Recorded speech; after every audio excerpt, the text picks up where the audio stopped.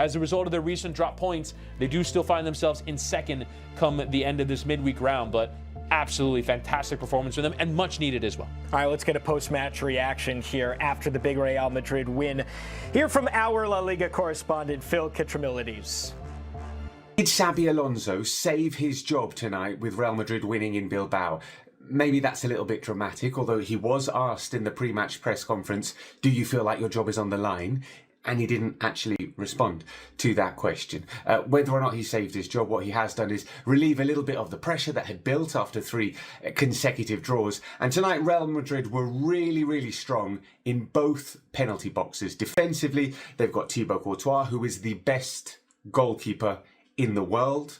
I would say he's pretty clear at the moment. A couple of extraordinary saves tonight from the big Belgian, and Eder Militao's form is imperious. He is looking so strong defensively. So a combination of those two, and in the other penalty area, you've got Kylian Mbappé, who is flying. And it's interesting to see that he was so good tonight, scoring 2 absolute golazos in Bilbao, where last season, by his own admission, he missed a penalty and he hit rock bottom. Fast forward a year and he's absolutely flying. So Mbappé looking great, and defensively Real Madrid looking a little bit more solid. Militao fantastic, and Courtois absolutely brilliant. Why did Real Madrid play so well tonight? I think there is a little bit of a caveat here, and that is Athletic Club allowed them to. Athletic Club gave them space, and if you give Real Madrid space, they will hurt you.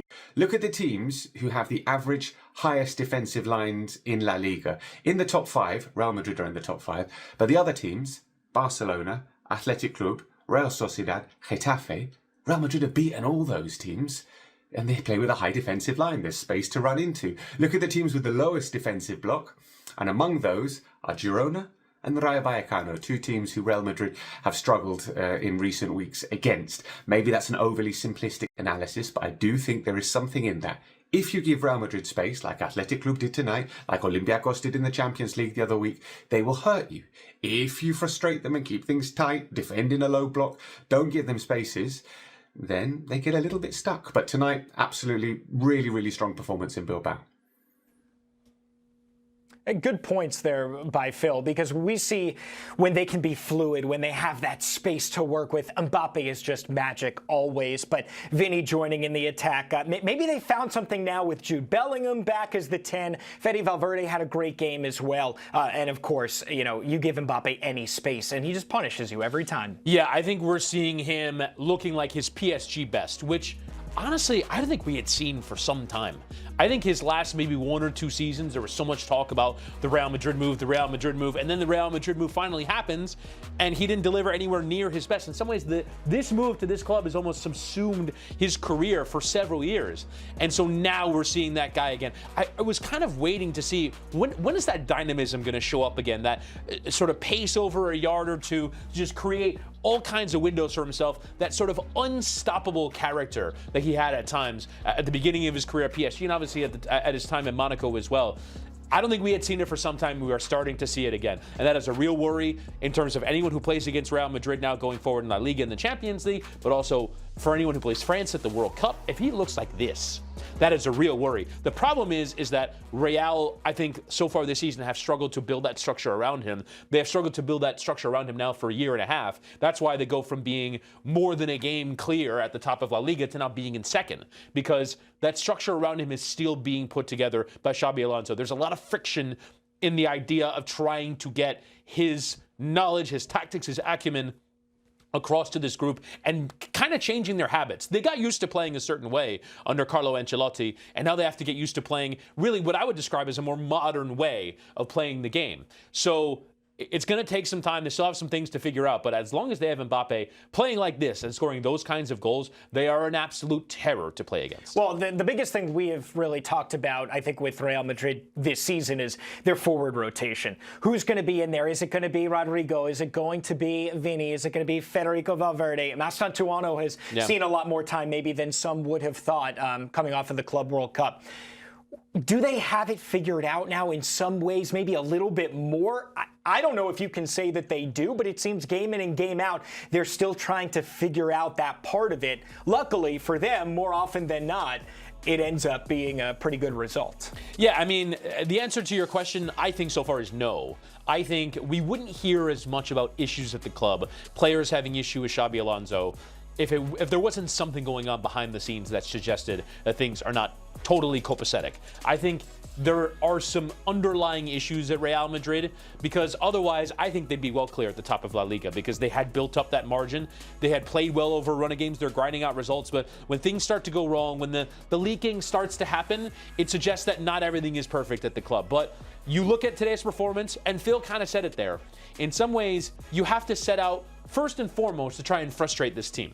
Because if you try and play with them and get into the game of tennis of going back and forth, you have no chance. They have way too much in open space and on the counter attack.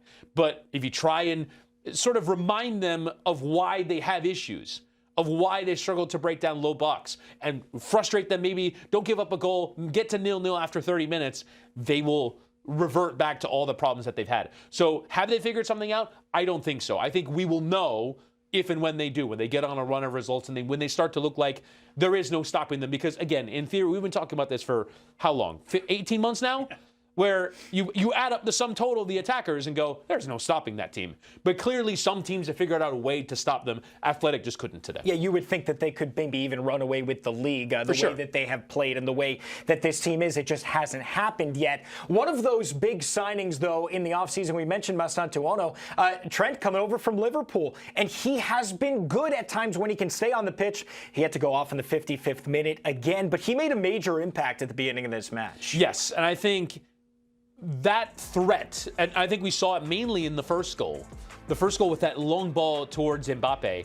I have sort of described it as almost the Toni Kroos replacement, because I think that the one thing that midfield lacks is passing range. They have great runners in Valverde and Tchouameni, and Goulet, I think, is playing a little bit of a deeper position, and we see a little bit of that help. But we see here over the pass map, passing over long distance is such a key part of what Trent can do to facilitate the play for this side. Look at all these diagonal balls. Right, exactly. There. So I think he's so important for this team in order to get them into those positions. And I think the fact that he's been slow to settle, not a surprise. I think you're going from a completely different, you're an academy kid who's so comfortable in Liverpool, you're around all your friends, you're around all your family, you're going to a new country for the first time, and a club where the expectations are so strong. It doesn't surprise me at all that it's taking him a second. But if he can get it right, he adds such a dynamic to this team that makes them so difficult to stop. We know what it's like when he's at his free-flowing full best in a Liverpool shirt. If he can deliver anything like that for Real Madrid, it just opens the game up completely. To have something over long distance, because it allows you to play in moments where you wouldn't think that there is space. That's the most difficult thing to find when you're Real Madrid going up against a low block. Trent can find it by passing over long distance and putting in good crosses and giving players windows that they otherwise wouldn't have. He's so good at that, coming forward from that right side. Obviously, we saw in the overlap as well, the cross for the second goal that gets to Mbappe's head and nodded in from Camavinga as well. So he can provide so much going forward for them that I think they have lacked really for the last year and a half, I would say, from that right back position. Really, since Dani Carvajal went out with injury, they have not been the same from that area. If he can add it, again, coming over as a free transfer, it's such an added dimension for this team. No, hopefully Trent's okay, too. We mentioned having to go off the pitch in the 55th minute, has had trouble staying on as well. This is a team, of course, in Real Madrid. They're always going to be looking for a trophy, coming off of a year with zero.